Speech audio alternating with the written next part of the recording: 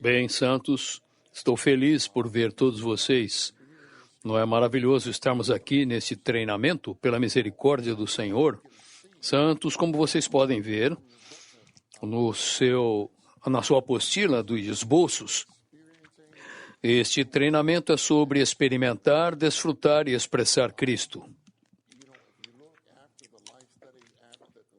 Se vocês virem os Estudo Vida, depois da série de conclusão, há 436 mensagens sobre esse tema. Experimentar, desfrutar e expressar Cristo. Então, pela misericórdia do Senhor, Ron e eu tivemos comunhão e vimos que seria bom termos 4 treinamentos nesse tema. Nós vamos ter 5 anos de treinamento, pelo menos 4 treinamentos para tratar desse tema. E vamos percorrer o Novo Testamento e, é claro, não conseguimos tratar de todos os pontos, os itens, mas nós vamos pegar algumas pepitas e pedras preciosas através de revelação. E nesse treinamento nós vamos ver Mateus, Marcos, Lucas, João e Atos, que é maravilhoso. Santos, eu quero dizer o seguinte, por favor, prestem atenção, porque isto não está no seu esboço, mas é a primeira pergunta do teste.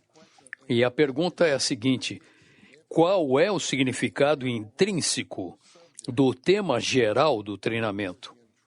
Qual é o significado intrínseco do tema geral do treinamento? Eu diria que, se vocês quiserem responder isso, vocês precisam de 2 pessoas para responder isso. Tem muita substância. É necessário exercício do Espírito, voltar o nosso coração para o Senhor, exercitar o Espírito, exercitar uma mente sóbria para entender esses itens, esses pontos. Quando falamos de experimentar, desfrutar e expressar Cristo, estamos falando do coração da revelação divina.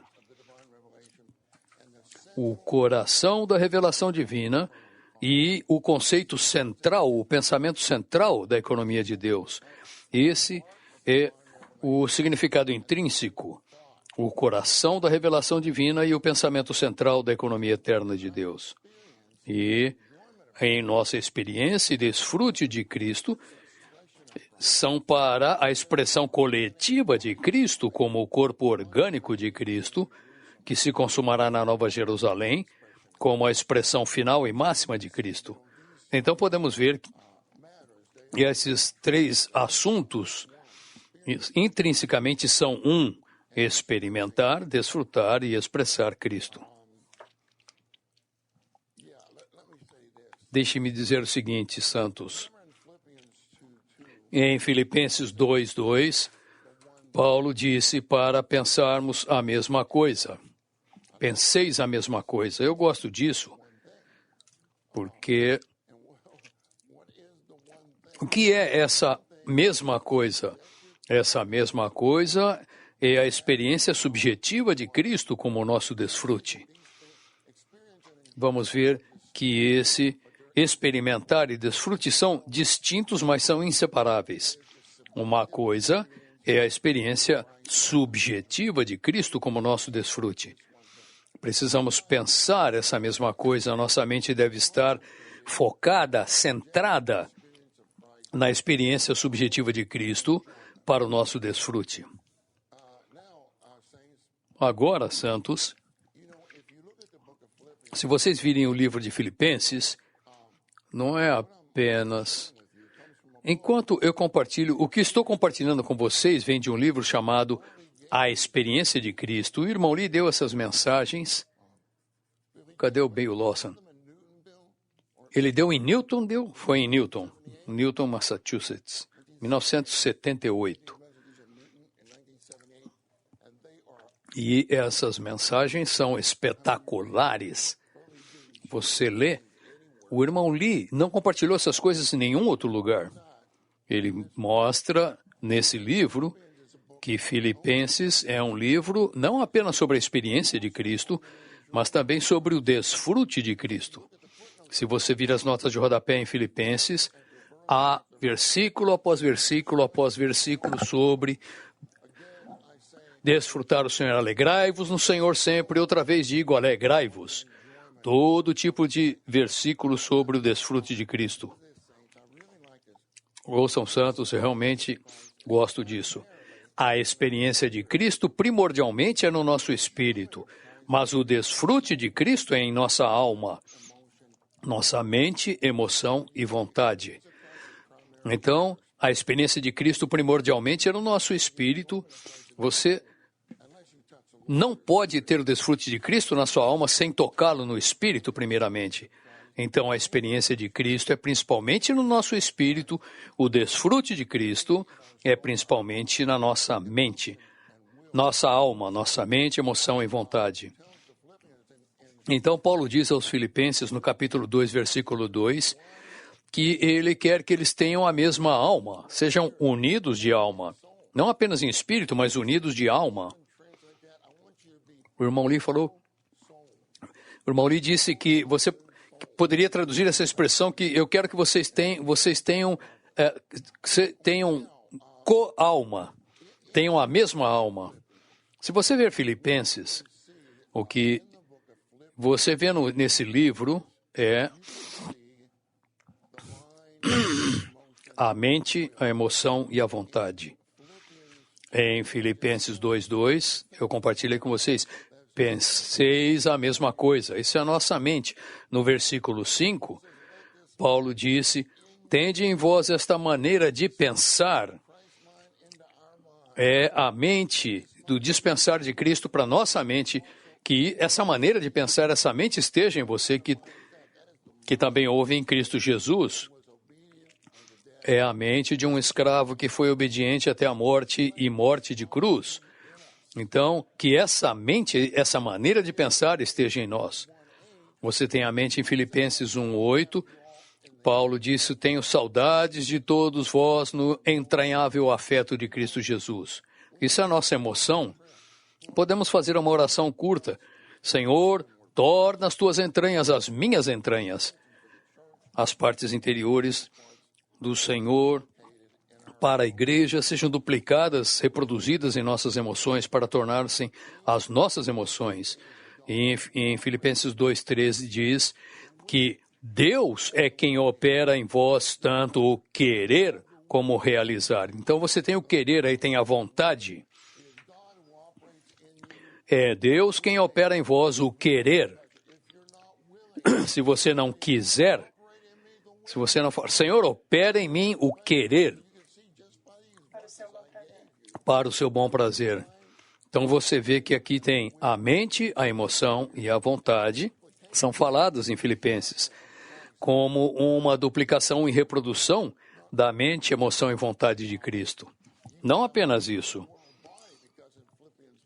Você tem a palavra, em Filipenses 1:20, Paulo diz que Cristo seja engrandecido no meu corpo. Então você tem a experiência de Cristo no nosso espírito, o desfrute de Cristo principalmente em nossa alma e o engrandecimento de Cristo no nosso corpo mortal.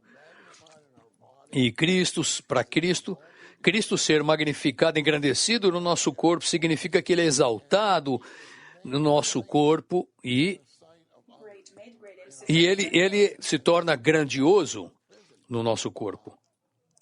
Quando Paulo estava na prisão, ele tornou Cristo grandioso ali naquela situação. Isso me ajudou muito.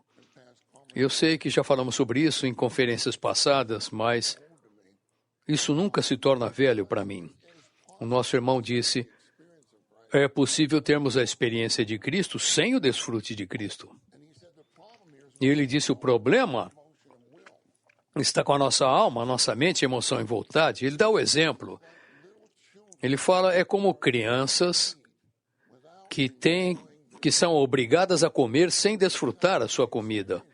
Muitas vezes experimentamos Cristo sem desfrutá-lo. os treinando são forçados a ir para as reuniões, certo? São obrigados a vir. Então, vocês experimentam Cristo, mas eu espero que vocês não apenas experimentem Cristo, mas também desfrutem Cristo. Perdoe-me, eu já dei esse exemplo antes. Um dos nossos cooperadores, não vou dizer quem é, talvez alguns vão adivinhar, quando ele era pequeno. É um dos meus filhos, não é dos cooperadores. E ele não gostava de comer brócolis. Ele gostava de sobremesa. Se ele pudesse comer sobremesa como prato principal, ele comeria. Uma vez, nós demos brócolis para ele e achamos que ele havia comido aquele brócolis sem a gente saber. Ele estava sentado ali, a minha esposa estava aqui, ele pegava o brócolis, fingia que punha na boca e ia colocando atrás do micro-ondas. Ele estava sentado ali perto do micro-ondas. Cada vez, um dia, nós olhamos atrás do micro-ondas, uau! Tinha um monte de brócolis mofado lá, tinha mofo para todo lado, atrás do micro-ondas. Dava para fazer penicilina com aquele mofo. Então, ele comia brócolis às vezes, mas sem desfrutar. Eu acho que todos temos exemplos disso. Eu odeio comer pepino do mar. Os chineses adoram comer pepino do mar, certo? Os chineses adoram comer pepino do mar. Quem gosta, levanta a mão, veja. Mas, sabe, os irmãos que falam inglês, é horrível comer pepino do mar. Um pepino do mar, e ele se arrasta pelo fundo do oceano. E eu vi sopa de pepino do mar. Uma vez eu comi e falei, nunca mais eu vou comer isso. Mas eu sou um com os santos. Então, eu vi uma sopa de pepino do mar. Eu falei, eu quero ser um com os irmãos mais uma vez. E de alguma maneira eu consegui comer. Para mim, aquele pepino do mar tem gosto de pneu de carro. Mark, você gosta, né, Mark? Nós não conseguimos desenvolver o apetite para isso. Mas eu já comi o pepino do mar, mas eu confesso que eu não desfrutei. Eu experimentei, mas não desfrutei o pepino do mar. Uma vez eu estava com o Albert. Eu falei, Albert, o que eu vou comer? Ele falou, não pergunte, Ed, desfrute. Eu perguntei, o que nós estamos comendo? Ele falou, não pergunte, desfrute. Então, o irmão disse, eu tenho uma certa preocupação. O irmão Lee falou que vocês podem não ter tanto desfrute de Cristo. E, é claro, a razão de perdermos o desfrute de Cristo e nos problemas que temos na nossa alma. O irmão Lee falar isso é muito forte. Ele disse, eu me preocupo que vocês não sabem desfrutar muito o Cristo. Eu creio que à medida em que nós prosseguirmos reunião após reunião, eu fiquei muito convencido quando fiz o esboço, essa questão surgiu em mim. Será que o meu desfrute de Cristo é suficiente? Sim, eu desfruto o Senhor, mas é suficiente? O meu desfrute de Cristo é adequado? Você lê alguns itens nesses esboços e você fica muito encorajado e muito convencido sobre isso. E nós temos de perceber, Senhor, nós queremos ter mais desfrute de Cristo. Agora falamos sobre pensar a mesma coisa, pensar algo diferente da mesma coisa é rebelar-se contra a economia de Deus. Você quer pensar a mesma coisa, que é a experiência subjetiva de Cristo como nosso desfrute. E, santos, eu vou fechar essa palavra de introdução desta maneira. Na série de Treinamento de Presbíteros, livro, volume 3, há um capítulo inteiro sobre não estar satisfeito. Não estar satisfeito. Temos de orar, Senhor, eu oro para que jamais fique satisfeito. Quando Paulo escreveu Filipenses, eu vi na versão Restauração, Paulo escreveu para Filipenses aproximadamente no ano 64. E eu estava vendo um expositor da Bíblia, que o irmão Lee gostava muito dele, ele falou que a conversão de Paulo aconteceu mais ou menos no ano 36. E significa que Filipenses foi escrito aproximadamente 28 anos depois da conversão de Paulo. 25 a 28 anos. Paulo era o oposto de uma pessoa satisfeita. Ele não falou, eu fui incrédulo. Ele tinha muita experiência e desfrute naquela ocasião, mas não estava satisfeito. Então, em Filipenses 3, 12 e 14, ele disse, não que eu já tenha obtido ou já esteja aperfeiçoado, mas prossigo, para ver se conquisto aquilo para que também fui conquistado por Cristo Jesus. Então, Cristo nos conquistou. Ele nos agarrou, ele nos pegou para nós podermos agarrá-lo, pegá-lo, conquistá-lo também. E Paulo prossegue no versículo 13, irmãos, quanto a mim, não julgo ter conquistado, mas uma coisa faço. Na verdade, no texto original, ele fala mais uma coisa, mas uma coisa. Esse faço está em itálico, é claro. Mas, no texto original, ele diz mais uma coisa. Que uma coisa? Esquecendo-me das coisas que ficam para trás. Santos, hoje é 1º de julho. É significativo isso. Vamos esquecer das coisas que ficaram para trás. Esqueçam tudo do mês de junho. Mesmo que tenha sido maravilhoso, vamos ter experiências e desfrutes frescos e novos de Cristo para a expressão desse Cristo maravilhoso e amado. Então, esquecendo-me das coisas que ficam para trás, avançando para as que estão adiante. Mesmo Paulo, mesmo depois de ser cristão há tantos anos, um crente, havia um território amplo e inexplorado de Cristo diante dele. E temos de perceber isso. Então Paulo disse, prossigo em direção ao alvo para o prêmio ao qual Deus em Cristo Jesus me chamou para o alto.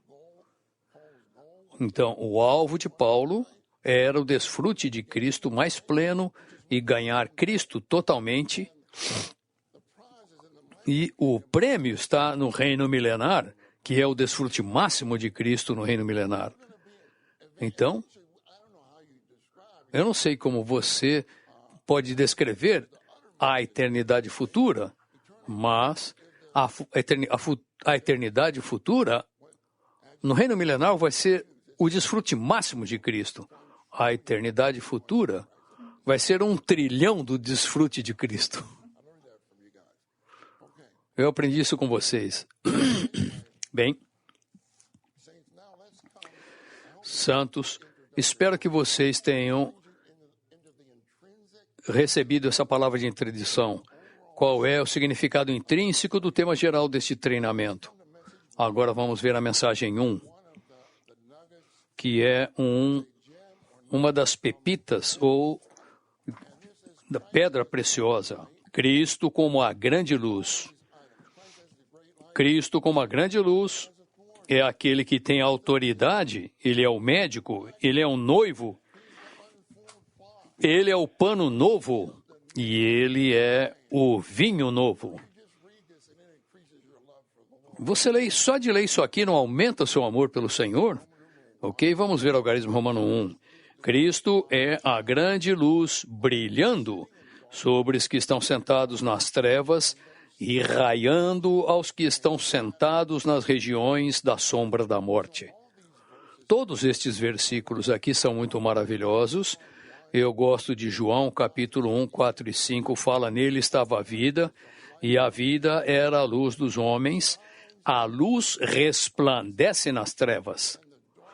Eu gosto dessa última parte. E as trevas não prevaleceram contra ela. Não é maravilhoso, santos?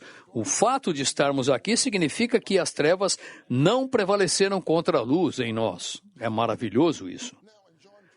Em João 12:36, diz: enquanto tendes a luz, crede na luz. Eu gosto disso.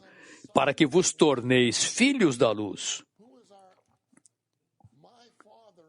Quem é? O meu pai é a luz. Eu sou um filho da luz e vocês também. É claro, Deus é o nosso pai, mas Deus é luz e nele não há treva alguma. É por isso que em Mateus 4:14 o Senhor diz: vós sois a luz do mundo.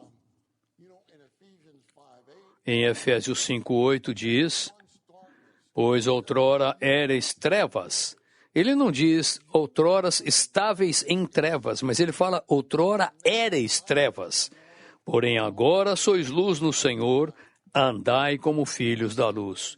E em Colossenses 1:12 mostra que Cristo é a porção dos santos na luz. E desfrutar Cristo como a nossa porção dada por Deus é estar na luz. E no estudo Vida de Colossenses há uma mensagem inteira sobre isso. O irmão lhe dá uma definição simples sobre isso. Ele fala aqui: luz é a presença de Deus. Luz é a presença de Deus.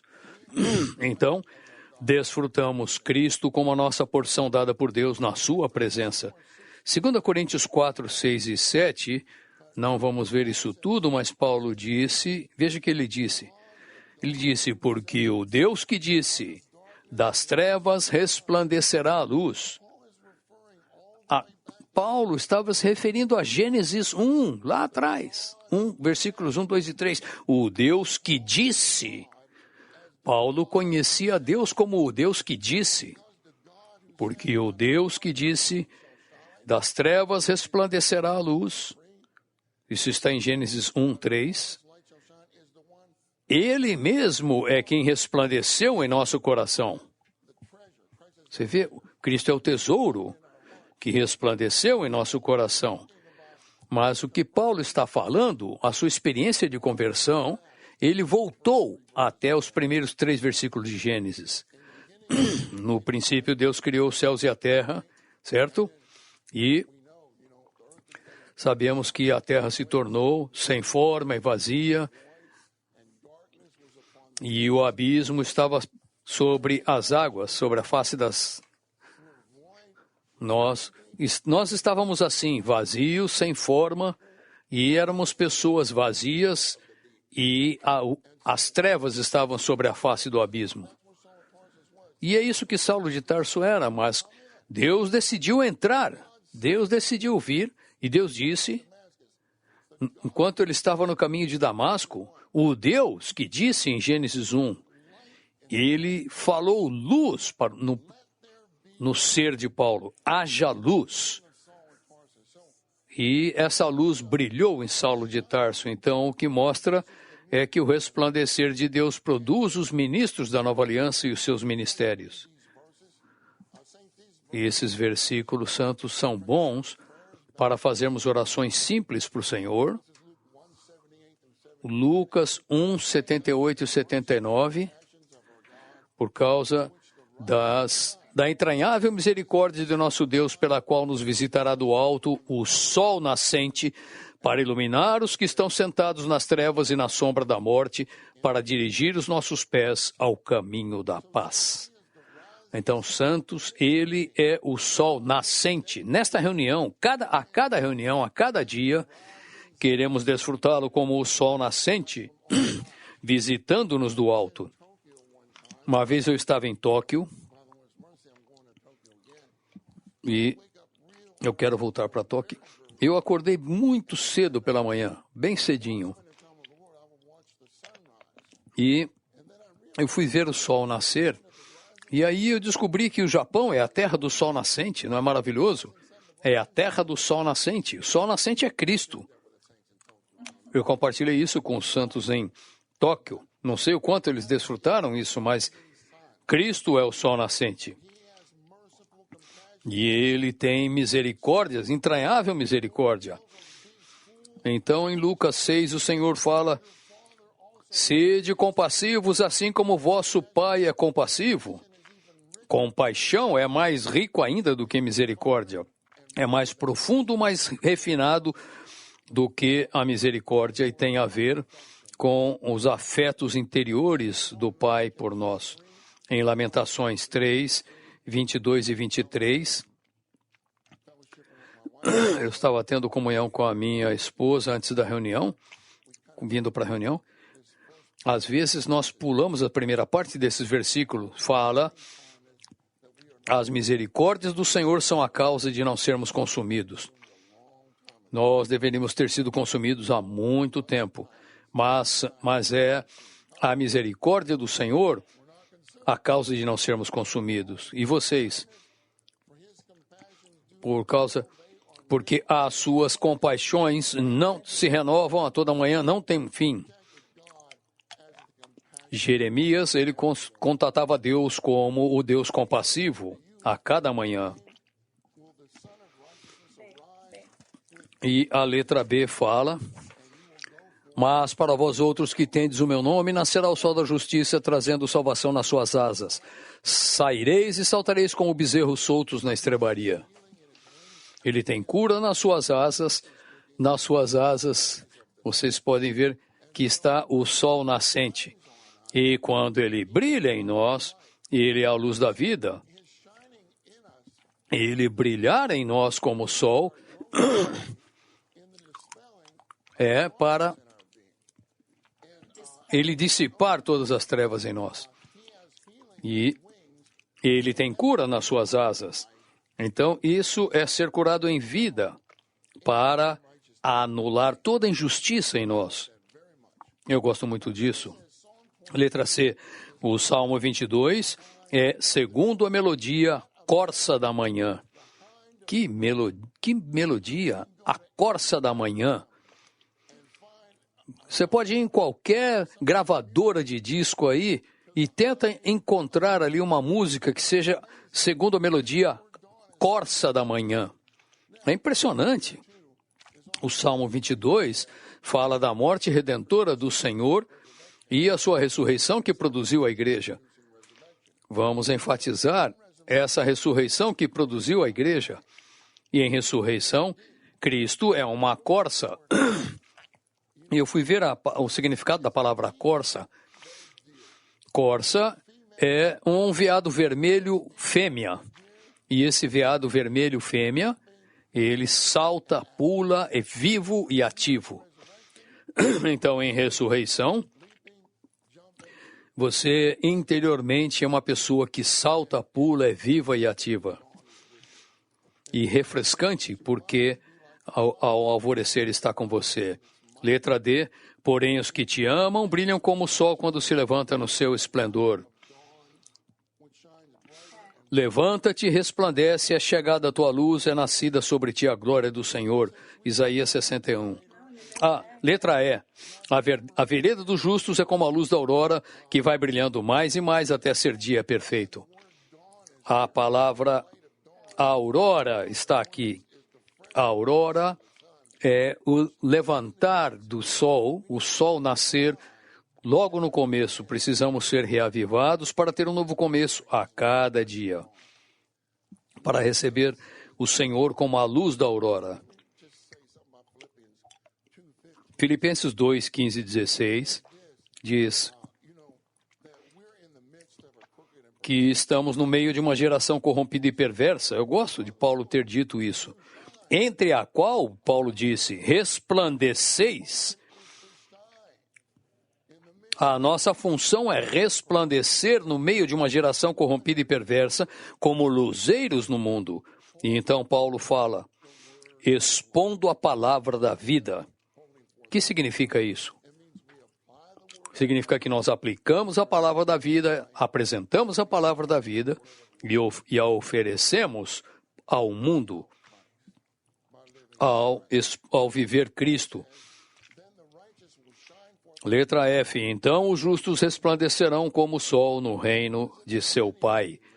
Isso é o reino milenar. O reino do Pai é o reino de 1000 anos. E pela misericórdia do Senhor queremos resplandecer como o sol durante 1000 anos. Esse versículo mostra que nos tornamos exatamente iguais a Deus em expressão. Vocês veem? Luz. Deus é luz. Essa é a natureza de Deus em sua expressão.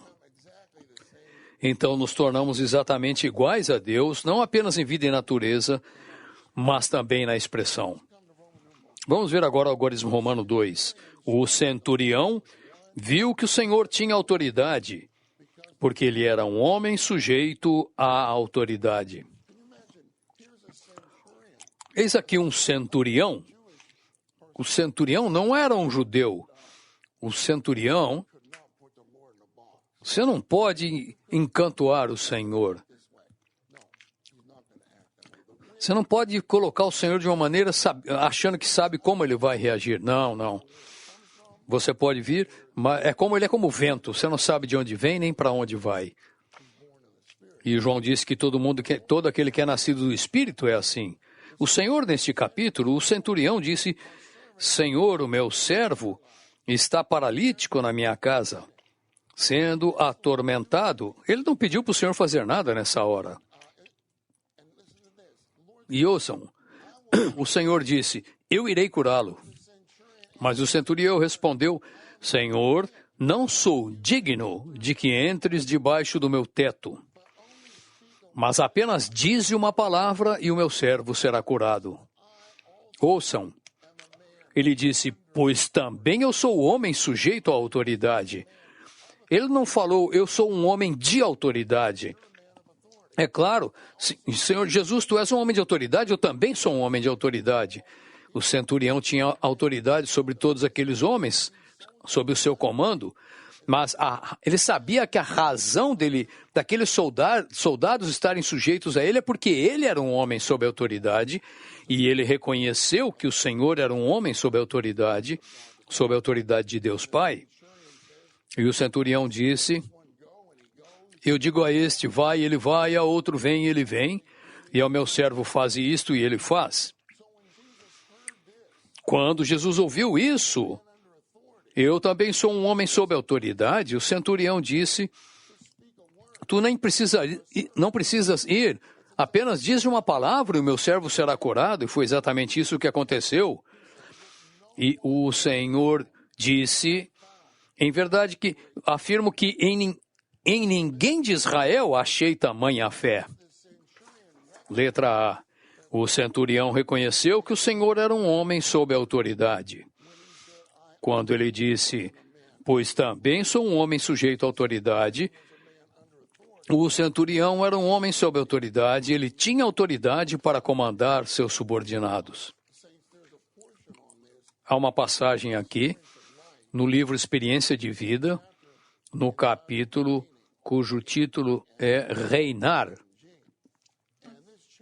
E nesse capítulo, a intenção de Deus é ganhar o homem para reinar através dele em todo o universo. Nesse capítulo, o irmão Lee usa o exemplo do centurião. E ele diz o seguinte: o centurião sabia que para reinar, ele primeiro tinha de submeter-se ao reinado. E havia aqueles que reinavam sobre ele, e por fim, César. Para ele ter autoridade, ele primeiramente tinha de se submeter à autoridade. Quando Deus criou o homem, no princípio, Deus criou o homem com autoridade e lhe deu autoridade para ter domínio sobre todas as criaturas do mar, nos ares e na terra. Naquele tempo, o homem se submetia à autoridade de Deus, portanto, a autoridade de Deus estava com eles. Todas as criaturas foram feitas para se submeterem ao homem. Mas uma vez que o homem caiu e se rebelou contra Deus, ele que tinha que se submeter à autoridade de Deus, perdeu a autoridade de Deus. Como resultado, todas as criaturas que estavam sujeitas ao homem deixaram de estar sujeitas à autoridade do homem. Portanto, os venenos das cobras e as bestas malignas, até mesmo os mosquitos, os pernilongos e as moscas nos incomodam, certo? Porque o homem se rebelou contra Deus, isso indica que em todo o universo está cheio da rebelião das criaturas e da insubordinação. E sabemos que no reino milenar é impressionante. Eu não posso citar exatamente o versículo, mas ele fala como as criancinhas podem brincar ali. Tem uma cobra ali, a criança põe a mão, a mãe não fica preocupada com isso, porque aquela cobra venenosa não vai ferir a criancinha, os leões. Tudo se reverterá, porque estaremos plenamente sob a autoridade de Deus durante 1000 anos. Como o homem-Deus em sua humanidade na terra, o Senhor Jesus era totalmente governado pela vida divina do Pai. Santos, o que me encoraja com relação a isso é o Senhor vindo a nós para ser a nossa vida, e essa vida é uma vida de submissão. 2. Como homem, ele rejeitou sua humanidade natural e viveu uma vida humana sob a restrição da vida divina do Pai Celestial. 3. Ao estar na prática sob o governo da vida divina do Pai, ele reinava em vida. Conhecemos Filipenses 2, de 8 a 11, diz que ele foi obediente até a morte e morte de cruz. Por isso, Deus também o exaltou extraordinariamente e lhe deu o nome que está acima de todo nome. 4. Por ser um homem sob a autoridade do Pai, ele tinha a autoridade do Pai. Eu gosto do item 5. Eu coloquei esse item aqui em muitos esboços, eu acho que é maravilhoso. Uma passagem de Ezequiel 1, há esses 4 seres viventes, e aquilo é uma figura da coordenação no corpo de Cristo. Acima da cabeça deles há um céu claro como cristal, cristalino. E acima daquele céu de claro como cristal há um trono de safira, e acima do trono de safira há um homem, que é o homem-Deus, Jesus. O ponto mais elevado na nossa experiência espiritual é ter um céu claro com o trono de Deus acima. Vou ler isso aqui. Quando temos um céu claro como cristal brilhante, que mete medo, uma consciência pura com nada entre nós e o Senhor, somos cheios da situação, atmosfera e condição celestiais, da presença governante do Senhor para reinar em vida enquanto a graça reina em nós. Letra B. O centurião reconheceu a autoridade do Senhor Jesus. Reconhecer a autoridade do Senhor é exercido principalmente na sua palavra. Então, o centurião foi ao Senhor e falou: não sou digno de que entres debaixo do meu teto, mas apenas diz uma palavra e meu servo será curado. Basta que o Senhor diga uma palavra para nós e somos curados. Talvez fisicamente, mas principalmente psicologicamente e espiritualmente. 2. Quanto a nós, a autoridade é exercida pela fé infundida em nós por Ele. C. Quando o Senhor Jesus estava na terra, Ele ensinava como alguém que tem autoridade. Eu gosto desse ponto. Mateus 7 e Marcos 1. Quando as pessoas ouviam os ensinos do Senhor, eles ficaram impressionados com esse ensinamento e falaram porque as ensinava como quem tem autoridade e não como seus escribas. 1. Os autoproclamados escribas, ensinando por si mesmos conhecimentos vãos, não tinham autoridade nem poder. 2. O Senhor Jesus, como o mestre legitimado por Deus. Isso é maravilhoso, irmãos. Neste treinamento, podemos experimentar e desfrutar o nosso mestre legitimado por Deus. e ele ensina realidades por meio de Deus. Não tinha somente o poder espiritual para subjugar as pessoas, mas também a autoridade divina para sujeitá-las ao governo divino. Agora chegamos ao algarismo romano 3, ao chamar as pessoas para segui-lo para o reino. O Senhor Jesus, como o Rei do Reino Celestial, ministrou como médico. Em Mateus 9, de 9 a 13, os fariseus estavam incomodados porque viram muitos cobradores de impostos e pecadores se reclinando com Jesus.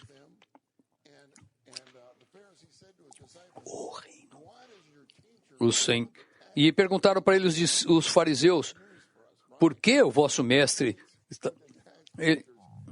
ele come com os cobradores de impostos e pecadores? Quando o Senhor ouviu isso, ele falou, os sãos, os fortes, não precisam de médico. Se você acha que você está forte, você não precisa de Cristo. Ele disse que os sãos não precisam de médico, e sim os doentes. Ide, porém, aprendei o que significa. Às vezes nós vemos enfermidade em muitas partes do nosso ser e precisamos do Senhor Jesus como médico, venha nos curar. Porque ele vem como o sol da justiça com cura em suas asas.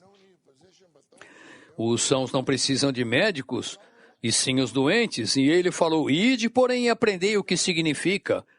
Vocês, fariseus, e todos nós, ide e aprendei o que significa. Misericórdia quero e não sacrifício, pois não vim chamar justos, mas pecadores. O juiz julga segundo a justiça, enquanto o médico cura segundo a misericórdia e a graça. B. Se o Senhor tivesse visitado a nós, pobres coitados, como juiz, todos teríamos sido condenados e rejeitados, e nenhum de nós teria sido qualificado e escolhido e chamado para sermos o povo do seu reino celestial. No final do ministério do nosso irmão, ele compartilhou sobre os grupos vitais, e eu creio que o título do capítulo 8 é O Amor Prevalece. E no final do capítulo ele falou, a igreja é um hospital, a igreja é um lar e a igreja é uma escola. E aí, a igreja é um hospital, há todo tipo de médicos num hospital, certo? Os melhores médicos são aqueles que amam você. Você vai lá para um escritório do médico, ele nem olha direito para você, fala o próximo paciente. Não, você chega lá, te dá uma receita lá que só o farmacêutico consegue ler, ninguém consegue ler. Bem, um hospital, um lar, o amor prevalece num lar. Isso é maravilhoso. E uma escola, se o amor prevalece na escola, numa escola primária, eu me lembro de todos os meus professores do curso primário que me amavam. E me lembro de outros que não me amavam tanto. Então, na vida da igreja, não queremos expressar o Senhor como um juiz para as pessoas, mas queremos expressá-lo como um médico para as pessoas. Se você ver todos esses versículos que estão aqui, vocês podem ver que havia leprosos, paralíticos, pessoas com febre, pessoas com todo tipo, possessos de demônio, todo tipo de enfermidades. E o que o Senhor fez? Ele os curou, os recebeu, os vivificou e os salvou. Isso é maravilhoso. Vamos ver a letra C agora. Há muito nesses versículos, mas eu tenho de ir mais rápido. Contudo, ele veio ministrar como médico, já falamos isso, para nos curar, restaurar, vivificar e salvar, a fim de sermos reconstituídos para ser seus cidadãos novos e celestiais, com os quais ele pudesse estabelecer o seu reino celestial nesta terra corrompida. D. Não há justo, nenhum sequer. Todos os justos, entre aspas, são hipócritas, como eram os fariseus. O Senhor, o Salvador Régio, não veio chamar estes, mas os pecadores. Eu gosto de Lucas 18:9. Se você ler essa porção toda, fala que 2 homens subiam para o templo. Um era um fariseu, o outro era um cobrador de impostos. O cobrador de impostos estava convencido de ser pecador. Ele batia no peito e falava: Senhor, sê propício a mim, pecador. E às vezes, algumas versões falam: Senhor, tem misericórdia de mim, pecador. Ou Senhor, sê propício a mim, pecador.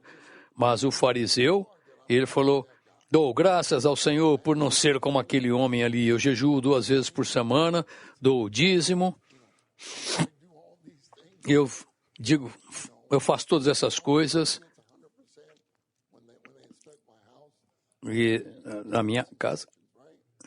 Quando tem inspeção de casa no treinamento de tempo integral, vocês dão 100%? Obrigado. Significa que o Senhor é o seu médico. Alguns de vocês já tiraram 100%? Nota 100%. Eu espero que vocês continuem tirando 100% depois do treinamento também. Mas hoje, o que o Senhor fala desse fariseu, falou que alguém terrível, esse fariseu falou que ele orava essas coisas para si mesmo, o Senhor disse. Ele orava para si mesmo. Orava consigo mesmo dessa forma: Senhor, dou graças te dou, não porque eu não sou como os demais homens roubadores. Ele orava isso para ele mesmo. Ele falou: eu estou satisfeito, graças a Deus, porque eu jejuo 2 vezes por semana. Ele estava tornando-se Deus, ele estava se colocando no lugar de Deus, ele orou para si mesmo. Como nosso médico, o Senhor nos cura principalmente no espírito e na alma, curando-nos da nossa enfermidade espiritual. Os cobradores de impostos e pecadores não estavam fisicamente enfermos, mas espiritualmente. Ao experimentarmos o Cristo crucificado e vivermos uma vida crucificada, o Cristo ressurreto torna-se o nosso poder de cura e o Senhor se torna aquele que nos cura. Essa é uma figura tremenda aqui. Depois que os filhos de Israel cruzaram o Mar Vermelho, eles viajaram por 3 dias e estavam com sede, é claro, e chegaram num lugar onde havia águas e as águas eram amargas. Então eles chamaram aquele lugar de Mara, que significa amargo. E é claro, reclamaram com Moisés. Falaram: Moisés, o que nós vamos beber? Dá para você imaginar ter 2 milhões de pessoas dependendo de você ali, reclamando com você? Eu gosto do que Moisés fez. Ele diz que ele clamou ao Senhor e o Senhor mostrou-lhe uma árvore. É isso que temos de fazer. Ele clamou ao Senhor e o Senhor mostrou-lhe uma árvore e ele lançou-a nas águas, as quais se tornaram doces. Então, as águas amargas tornaram-se doces na presença do Senhor. Então, o Senhor revelou-se aos filhos de Israel, dizendo: eu sou o Senhor quem vos cura. Eu sou o Senhor, vosso curador. Há 2 livros a respeito disso. Na revelação crucial de vida nas Escrituras, os filhos de Israel, eles viajaram por 3 dias no deserto. Essa é uma figura de ressurreição, 3 dias. Por outro lado, você tem a árvore lançada nas águas. 1 de Pedro 2:24 fala que ele carregou os nossos pecados no seu corpo no madeiro, sobre o madeiro. O madeiro é a cruz. Podemos dizer o Cristo crucificado. 3 dias falam do Cristo ressurreto.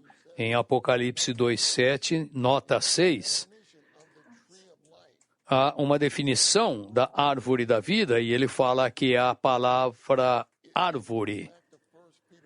Ele volta para 1 de Pedro 2:24, ele carregou os nossos pecados no seu corpo sobre o madeiro. Essa é a cruz, é a mesma palavra em Apocalipse. É a cruz, a parte crucificada da vida de Cristo, e a árvore da vida ali é a vida de ressurreição. Então, a árvore da vida é o Cristo crucificado e ressurreto como o nosso curador. Temos de lançá-lo, não apenas nas nossas situações amargas, mas na amargura da nossa pessoa, certo? Algarismo Romano 4, Cristo é o nosso noivo. Tanto um médico como um noivo são pessoas agradáveis. O melhor momento de ver alguém é vê-lo quando ele vai casar. Ele é um noivo. Eu espero que ele esteja feliz. Ele é um noivo, deve ser uma pessoa agradável. Um médico deveria ser uma pessoa agradável. Há alguns médicos que não são pessoas agradáveis. Por que vai se tornar médico se você nem gosta das pessoas? Bem, a minha esposa era uma enfermeira, mas eu já vi médicos muito agradáveis, como o Rick, por exemplo, Rick Scatterday. E ele fala, o Salvador Régio primeiro curou seus seguidores e depois os tornou companheiros do noivo. Por fim, ele os tornará sua noiva. O que significa companheiros do noivo? Podemos dizer que os companheiros do noivo são os convidados para as bodas como companheiros do noivo. No estudo Vida de Marcos diz, eu me lembro disso. Eu tive de ver isso aí e encontrei no estudo Vida de Marcos. O irmão Lee disse o seguinte, os companheiros do noivo são eles são o padrinho coletivo do Senhor Jesus. Todos nós somos partes do padrinho coletivo do Senhor Jesus. Alguém pode perguntar para o Senhor Jesus, quem é o seu padrinho? Nós. Quem é a sua noiva? Nós. Somos os dois. B. Precisamos nos valer dele não somente como nosso médico para que a nossa vida seja restaurada, mas também como nosso noivo, para termos o desfrute de viver na sua presença. C. O Espírito foi enviado numa missão pelo Pai para nos embelezar com as riquezas de Cristo, para sermos a noiva de Cristo. Você pode ver isso em Gênesis 24, quando Abraão foi procurar uma filha para o seu filho Isaque, ele mandou um servo. Abraão representa Deus Pai, o servo representa Deus Espírito, enviado com uma tarefa para Rebeca. Rebeca representa nós como a noiva. E ele deu a Rebeca um antegozo das riquezas de Cristo. E ela ficou muito atraída por isso, falou, esse cara deve ser muito rico. E aí ela foi e encontrou Isaque. Então, nesse capítulo, você tem o Pai, o Espírito, a noiva e o Filho. O Espírito, Santos, o Espírito está realizando uma tarefa nesta reunião. E a tarefa dele é nos embelezar com as riquezas de Cristo para sermos a noiva de Cristo. Vamos ver agora em Romanos 5. Cristo é o pano novo e a nossa veste nova. Sem o ministério, nós leríamos isso aí, Cristo é o pano novo, mas não entenderíamos o que significa isso. Ele é o pano novo. O que significa? Não sei, mas ele falou ali. Bem, é muito significativo. O Senhor disse, ninguém põe um remendo de pano novo numa veste velha.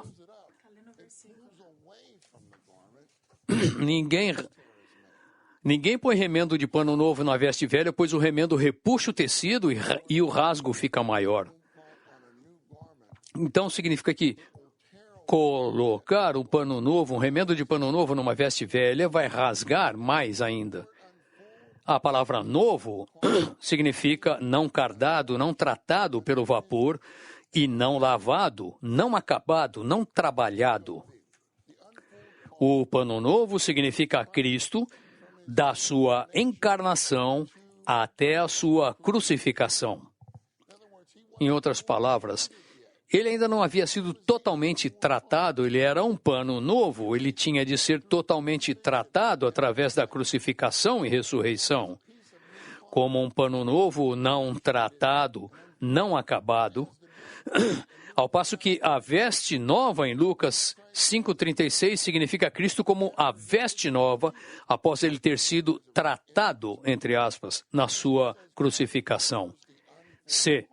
Cristo inicialmente foi o pano novo para confeccionar uma veste nova, e depois, por meio da sua morte e ressurreição, ele tornou-se uma veste nova para nos cobrir como nossa justiça diante de Deus, a fim de sermos justificados por Deus e aceitáveis a Ele. Ele disse que um remendo de pano novo em veste velha repuxa o tecido e o rasgo fica maior. Remendar com um pano novo uma veste velha. Irmãos, nós fazemos isso às vezes. Nós precisamos ser ajudados a não fazer isso, ou seja, as pessoas tentando imitar o que Cristo fez na sua vida humana na Terra, sem viver no Cristo crucificado como o Redentor, ou o Cristo ressurreto como sua justiça, para que eles sejam justificados por Deus e se tornem aceitáveis a Ele. A imitação que eles fazem do viver humano de Cristo os repuxa da sua veste velha e aumenta o rasgo pela sua vida natural. Em outras palavras, se temos uma veste natural, nós queremos melhorar a nossa vida natural. Então, veja a vida de Jesus. Nós olhamos e queremos repetir. Nós pegamos um remendo daquela vida e tentamos remendar quando, por exemplo, perdemos a paciência. E aí fala, Senhor, guarda-me de perder a paciência. Certo? Quando você ora, Senhor, quando você ora dessa maneira, você perde mais ainda a paciência, fica mais irado. Isso é como esse pano que não foi tratado, ele repuxa o tecido velho e piora o rasgo, fica maior. Então, a letra F fala... A letra F, o povo do reino não fez isso. Eles tomam Cristo crucificado e ressurreto como sua veste nova para cobri-los como sua justiça diante de Deus. Algarismo Romano 6, Cristo é o nosso vinho novo para ser posto em odres novos. Graças ao Senhor, ele é novo e fresco. A palavra grega para novo aqui significa novo no tempo, recente, recém-adquirido. Então, como vinho novo, ele é novo no tempo, ele é recente. Nós queremos desfrutá-lo como o vinho novo agora. Significa que ele é novo no tempo, ele é recente. Ele foi recentemente adquirido. No ministério, eu li recentemente, o nosso irmão disse, o nosso Cristo, nosso Deus triuno maravilhoso, processado e consumado agora é o Deus triuno que se dispensa agora. O vinho novo representa Cristo como a nova vida, cheia de vigor. Santos, não precisam levantar a mão. Há alguém aqui nesse salão que precisa de Cristo como uma nova vida, cheia de vigor? Eu levanto as duas mãos aqui. Eu preciso dele como a minha vida, cheia de vigor, com uma força animadora. Não é as suas emoções, não são suas emoções naturais. Cristo é a nossa vida cheia de vigor com uma força animadora e ele se torna a nossa força animadora que nos fortalece, energiza e nos deixa muito felizes. 2. Todas as religiões são odres velhos. Vinho novo colocado em odres velhos rompe os odres pelo seu poder de fermentação. Pôr vinho novo em odres velhos é pôr Cristo como a vida empolgante em qualquer tipo de religião. 3. Ser religioso significa adorar a Deus, servir a Deus e fazer coisas para agradar a Deus, mas separado de Cristo e sem Ele como o Espírito. Não queremos ser religiosos. Queremos adorar a Deus, servir a Deus e fazer coisas para agradar a Deus em unidade com Cristo como Espírito. B. A palavra grega para novo significa novo em natureza, qualidade ou forma, não acomodado, não usado. Então, os odres novos representam a vida da igreja nas igrejas locais como recipiente do vinho novo, que é o próprio Cristo como a vida empolgante. Quando eu vim para a vida da igreja, eu me lembro de ter visitado muitos lugares e eu me lembro visitar alguns lugares. Eu tentei compartilhar com eles sobre isso.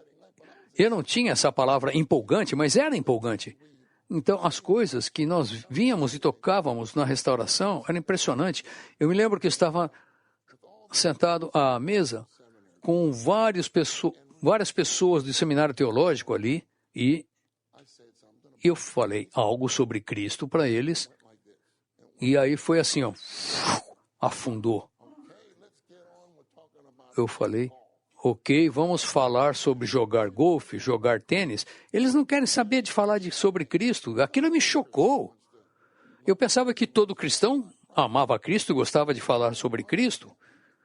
Mas isso é um odre velho. Aquela amada irmã, talvez eu fui demais, mas ela disse, Ed, não se preocupe, você é um cristão novo. À medida em que você continuar na vida cristã, quando você prosseguir na vida cristã, você não vai mais ficar tão empolgado assim. Você vai se tornar normal. Então, para eles, eu não era normal ali. Você vai ficar normal, não vai ficar tão empolgado. Sabe o que eu falei para ela? Aquilo saiu de mim. Eu falei, irmã, eu oro para que isso jamais aconteça. E graças ao Senhor, isso nunca aconteceu. Eu estou na vida da igreja, não significa que sou eu estou na vida da igreja. Ok? 1. Os odres novos representam a vida da igreja nas igrejas locais, como o recipiente do vinho novo, que é o próprio Cristo como a vida empolgante. Quero voltar aqui. Ela disse o seguinte para mim. Ela falou, não se preocupe, Ed, você é um cristão novo e daqui a alguns anos você vai ficar calmo. Você vai acalmar. Irmãos, vocês estão calmos no treinamento? Hein? Não. Nós não queremos empolgação natural, entusiasmo natural, mas no nosso ser, Cristo é a nossa vida empolgante.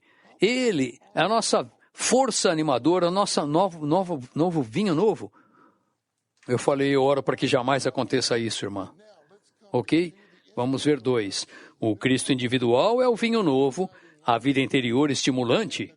E o Cristo coletivo é o odre novo, o recipiente exterior que contém o vinho novo, o novo vinho. O Cristo coletivo, a igreja, é o odre novo para conter o Cristo individual como o vinho. A igreja, como a ampliação de Cristo, é cheia de Cristo e é constituída com Cristo. Os membros compostos formam um só corpo, e esse corpo é Cristo.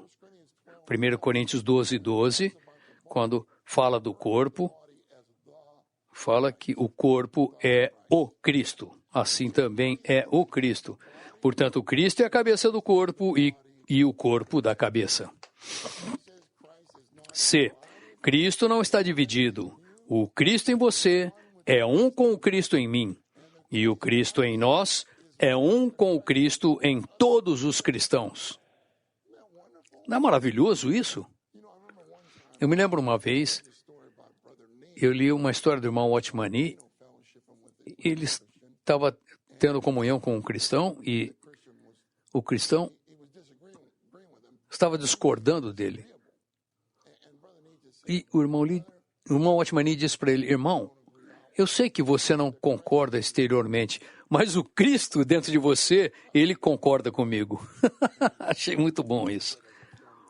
Bom, isso é uma... Não use isso como uma fórmula, ok? Ok, letra D. Portanto, o Cristo é o corpo, composto de muitos membros que estão cheios dele.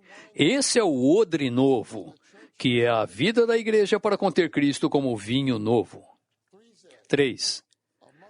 Entre o povo da igreja, santos, você é uma parte do povo da igreja?